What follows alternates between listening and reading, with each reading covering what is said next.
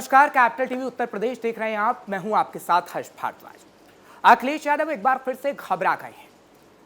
ये घबराहट क्यों सामने आ रही है वो हम आपको जरूर बताएंगे। दरअसल कल एक तस्वीर हमने आपको दिखाई थी कि कैसे अमित शाह और योगी आदित्यनाथ नियुक्ति पत्र बांट रहे थे, यानी लोगों को नौकरियां मिल रही थी। अब जब लोगों को नौकरियां मिल रही थी तो अखिलेश यादव को दरअसल देखकर थोड़ी सी जलन महसूस हो रही थी कि बीजेपी सरकार जिस तरीके से नौकरी दे रही है तो आगे आने वाले समय में बीजेपी की सरकार एक बार फिर से बन सकती है। फिर क्या था, अखिलेश यादव को लोगों में भ्रम फैलाना था, तो अखिलेश यादव ने एक ट्वीट कर दिया। सबसे पहले आपको एक ट्वीट दिखाते हैं जो अखिलेश यादव की तरफ से किया गया है, उसके बाद आपको इसके मायने समझाएंगे और बताएंगे कि अखिलेश यादव बार बार ऐसे ट्वीट क्यों कर रहे हैं और अखिलेश यादव क्या आगे आने वाले समय में कोई ऐसा मुद्दा लेकर आएंगे जो जनता को बताने में कामयाब हो कि अखिलेश यादव आगे आने वाले समय में जनता के लिए क्या करेंगे अगर उनकी सरकार आएगी, या फिर ऐसे ही वो ट्वीट करते रहेंगे।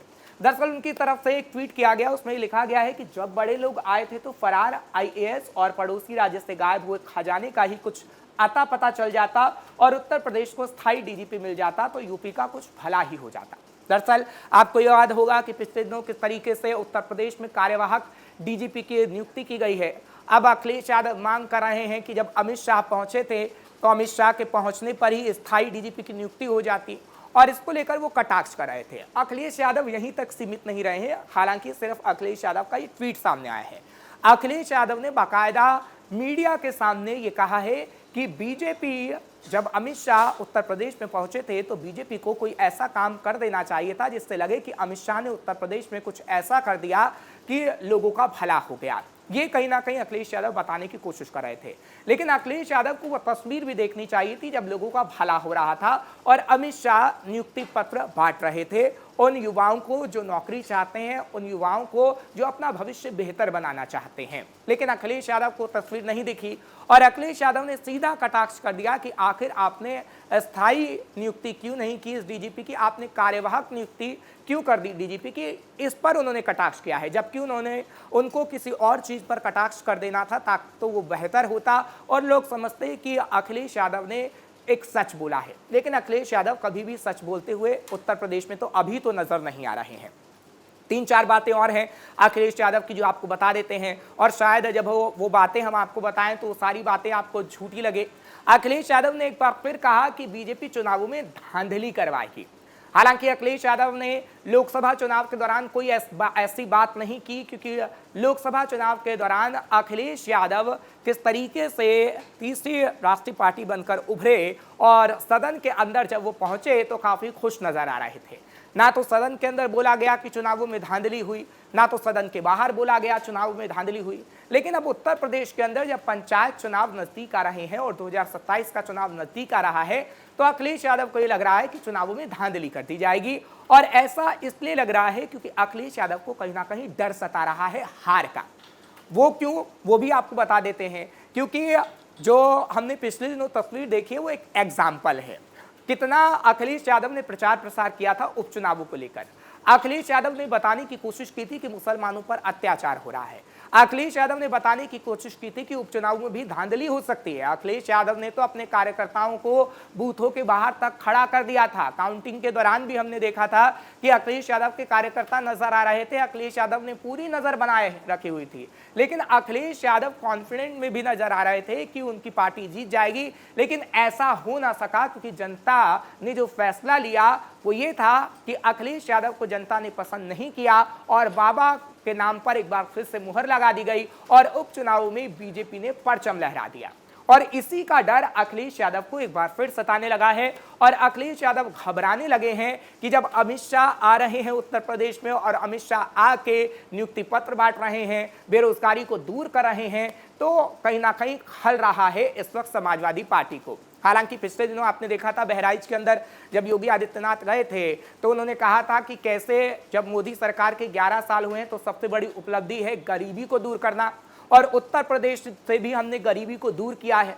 उस पर भी समाजवादी पार्टी की तरफ से कटाक्ष किया गया। और अखिलेश यादव का जो एक ट्वीट देख रहे हैं आप, इसके बाद जब मीडिया को संबोधित किया गया तो उन्होंने कहा कि गरीबी दूर नहीं हो रही, गरीबी तो बढ़ रही है जी। लेकिन गरीबी बढ़ रही है तो उत्तर प्रदेश में उसकी तस्वीर क्यों नहीं सामने आ रही है? अखिलेश यादव कोई ऐसी तस्वीर क्यों नहीं दिखा रहे हैं? अखिलेश यादव सिर्फ एक लाइन क्यों ट्वीट कर देते हैं? अखिलेश यादव सिर्फ ये बता ही क्यों देते हैं कि गरीबी बढ़ रही है? दिखाते क्यों नहीं है कहां पर गरीबी बढ़ रही है?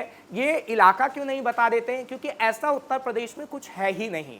ये सिर्फ भ्रम फैलाने वाली बातें होती हैं, क्योंकि राजनीतिक पार्टी अपना फायदा लेना चाहती है चुनावों के अंदर। और जब 2027 के अंदर चुनाव आने वाले हैं तो अखिलेश यादव को कहीं ना कहीं डर सता रहा है कि वो हार जाएंगे और कोई ऐसी रणनीति बनाई जाए जिससे कहीं ना कहीं लोग समझे कि अखिलेश यादव ही आगे आने वाले समय में लोगों का भला करेंगे। लेकिन वो रणनीति भी तो सही तरीके की होनी चाहिए, जो अखिलेश यादव की सही तरीके की रणनीति है ही नहीं।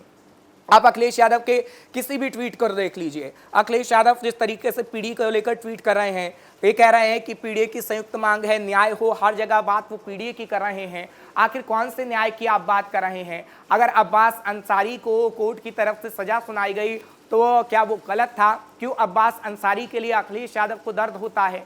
क्यों अखिलेश यादव बार बार माफियागिरी का साथ देते हुए नजर आते हैं? ये तो जनता समझ रही है ना। अगर उत्तर प्रदेश में विकास हो रहा है तो भी जनता समझ रही है। अगर उत्तर प्रदेश में अवैध कॉलोनियों पर, मस्जिदों पर, मदरसों पर बुलडोजर चल रहा है तो वो भी जनता समझ रही है कि किस तरीके से वो अवैध हैं, सड़कों पर बना दिए गए, अब उसे हटाया जा रहा है। लेकिन अखिलेश यादव को सिर्फ एक विशेष समुदाय को टारगेट करना है और उसी समुदाय को लेकर अखिलेश यादव कुछ भी उलझुल बोले जा रहे हैं। अगर आप 6 से 7 घंटे का ट्वीट अखिलेश यादव का देखेंगे तो आपको पता लग जाएगा। जिस तरीके से अमित शाह को लेकर ट्वीट किया गया, पीडीए को लेकर ट्वीट किया गया और बीजेपी को लेकर 2 घंटे पहले ट्वीट किया गया, सिर्फ और सिर्फ वो बीजेपी को टारगेट करते हैं लेकिन अपना कोई एजेंडा नहीं बताते, जिससे साफ पता लग रहा है कि समाजवादी पार्टी में अभी कोई भी ऐसी मीटिंग नहीं हुई जो 2027 को लेकर तैयारी की हो। कोई भी ऐसी बात सामने नहीं आ पाई है जो जनता को बताया जाए कि हाँ 2027 के लिए क्या उनका एक्शन प्लान है।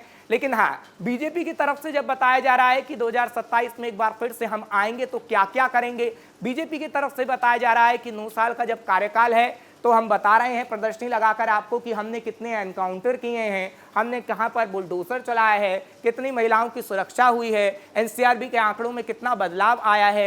लेकिन वो अखिलेश यादव को नहीं दिख रहा है। ठीक है, अगर कोई राजनीतिक पार्टी विपक्ष में बैठी है तो ऐसा करती ही है और हम देखते हैं कि जो सत्ता पक्ष में बैठा होता है उसकी नाकामी गिनवाती है। लेकिन अगर आपको सरकार में आना है तो आपको अपने भी कुछ ऐसे वादे जनता को करने होंगे जिस पर जनता को विश्वास हो पाए।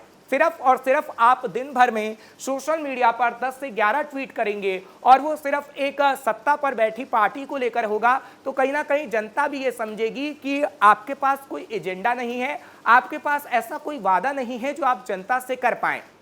क्योंकि पिछले दौरान भी जब चुनाव हुए तो पिछले विधानसभा चुनाव भी हुए थे तो अखिलेश यादव ने सिर्फ ज़्यादा से ज़्यादा मूर्तियां लगाने की ही बात की थी।